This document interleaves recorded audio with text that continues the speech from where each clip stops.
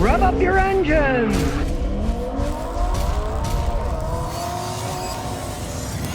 Today I'm going to talk about some interesting products I've been trying out, and I'm going to start out with one that I thought was great, but then it broke. But I still think it's great. And that's my giraffe pressure washer right here. Now, I gotta admit I'm nuts about it because you got a 100-foot hose.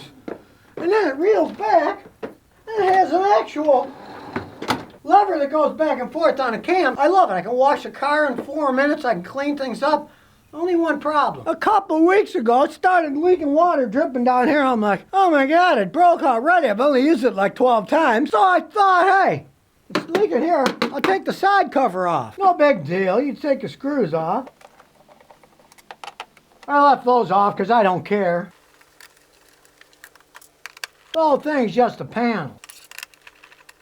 And when I took it off, I found that the original water feed, you can see I've cut the hose off there, was at a right degree and behind where the intake was. So, it was a terrible engineering design. This is the original hose.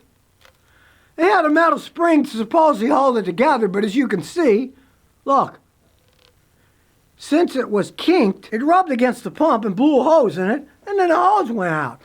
All I did was, it came with this extra hose as an extender. I got the extra hose, I cut the end off of it. Instead of the hose connecting to the machine on the side, where it's at a right degree angle and behind the intake for the pump itself, I can design it better than them. So I took the hose that they'd already given as an extra option. I drilled the hole in the front of the case, right? And now look, it's a straight fit on. So the only thing it cost me was 50 cents for the radiator clamp. So now the water goes from the garden hose directly straight. There is no kink. It will never wear out. And then the high pressure hose here, which is designed better, goes into the reel. It's really easy because there's a plastic barbed piece in here, and I just connected this to the barbed piece. But it was a good thing it was the feed line that blew, because that's just the water pressure from the house. If it had been the high pressure hose, that's like, 2,000 PSI. That would have been the end. You can't fix these. When they go, they go. Let's hope this part lasts. Because I really love this thing. It's fantastic. It's on the wall. I can clean everything I want. I even did the wife's rug yesterday. I cleaned the lawnmower, everything, cars, motorcycles, you name it. It's a phenomenal thing. It's just a shame that they designed the stupid feed hose wrong. Now, like I said, it only cost me 50 cents for a clamp, and now that you see what I've done, if you do get one of these and the stupid hose blows, hey, my advice is, don't wait for the stupid feeder hose to go. Drill a hole in the front, it's just plastic, get a radiator clamp, and bypass the stupid side. Now I'll put the side cover back on just so it looks okay, but it doesn't serve any purpose now.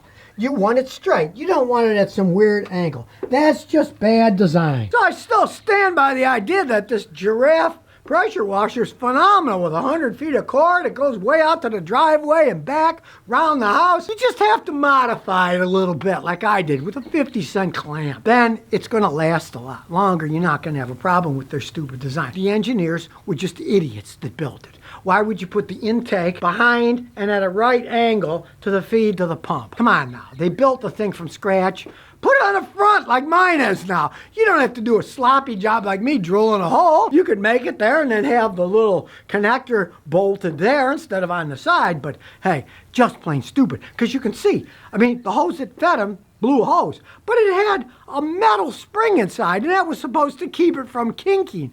Well, it may have kept it from kinking, but it didn't keep it from rubbing against the pump and knocking a hole in itself. My design, much better design. Maybe they should hire me as a consulting engineer. Now, let's say you got a car you don't drive much. You worried about the battery going flat? This little charger for the solar energy will work perfectly fine. It's a company called Sun Energize. Simple to use and it's fail-proof. Mount it inside, outside. Most people are going to mount it inside so somebody doesn't steal it. You can just stick it on the windshield. As you can see, it's working. The little green light is flashing on and off. Just open the hood and hook it up to the battery. Negative to negative. Positive to positive. Now it's flashing showing it's charging, and it will charge the battery automatically. And it won't overcharge because it's got computer circuits so that it doesn't overcharge your battery. They also have a wire that you can connect it to your cigarette lighter. You just plug it in here, but I don't advise that for one main reason. Many cars, when it's turned off, there's no power to the cigarette lighter, so you won't be charging anything. And you're certainly not going to leave your car with a key in the ignition on so it charges. You connect it direct to the battery. That way you're not messing with the electronics of the car, the circuitry. You're just putting those cables directly on the battery. It will charge it till it gets to a fully charged mode, then it stops charging it. I found this unit to be phenomenal for people who park their cars a long period of time and don't use them. As long as you park them outside. Park them in a garage won't do too much good. There's not too much direct sunlight there. But let's face it, most cars are parked outside. Say you're parked at an airport for weeks. They'll keep it charged up while it's sitting at the airport. You got a second car, it's sitting in the driveway. Maybe it's sitting by the side of the garage. As long as it's got sunlight sometimes of the day, it's going to keep your battery charged up so you won't lose memory. You won't have problems starting it after it's sat a long time. That's the thing about solar chargers. Okay, they're not that powerful, but over time, they can do anything. You're not using the car much, it's got all kinds of time to sit there and keep it charged up. And since it automatically turns itself off, so it doesn't overcharge the battery, you don't have to worry about being overcharged. Of course, you can stick it wherever you want. I just stuck it here for illustration purposes. Wherever you park the car where there's more sun, in this case, it actually would have been better to stick it on this side to get more sun as the sun rises and sets, because it sets over there. It will keep your battery charged, and it will keep it charged so your battery will last longer. Lead acid storage batteries are not made to sit and not be used for a long period of time. Since this keeps charging them up when they get low, now solar power is useless for a lot of things. It doesn't put out all that much energy, but you got a lot of time with the car that's parked and not being used.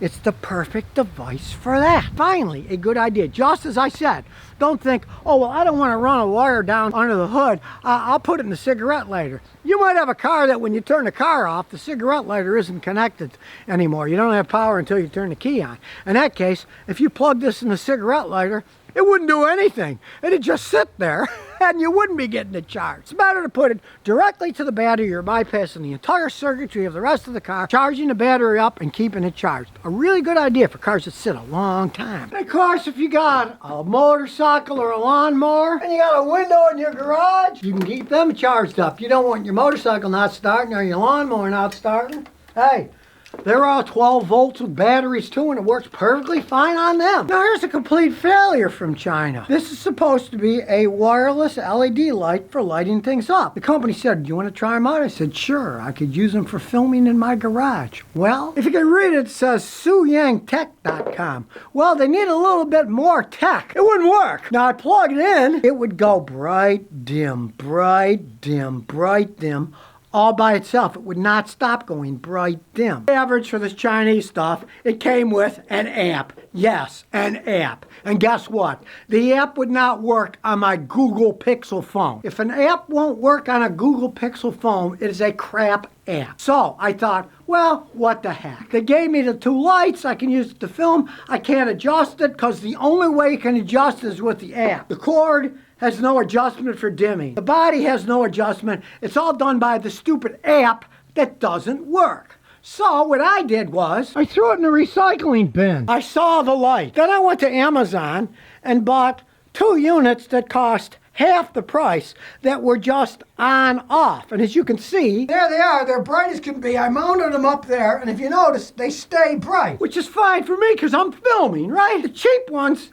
that cost more, but they were cheaply made, and the app didn't work at all. When I plugged them in, I thought, well, I'll just use them as regular ones. All they kept doing was bright, dim, bright, dim, bright, dim. And you couldn't stop it because whatever was wrong with the wireless, it was getting wireless signals going bright, dim, bright. You can't film like that or these videos would come out horrible. So, simple tech, LEDs that turn on and off. I could put a dimmer switch if I want, but I really don't want to because I want it super bright in here. You notice the background isn't blown out that much now. Watch what happens when I turn them off. See, now the filming looks like crap. I want them bright, so I don't care. In this case, simpler was better. And the usual Chinese wireless app was a piece of crap that didn't work. And if you wonder how the electric scooter is going, it's running perfectly fine, but you might notice something different. Now it looks like A scene from the Terminator where Arnold's one eye is mechanical and the other one is still a human eye. That's not the vehicle's fault. We had a party a few weeks ago,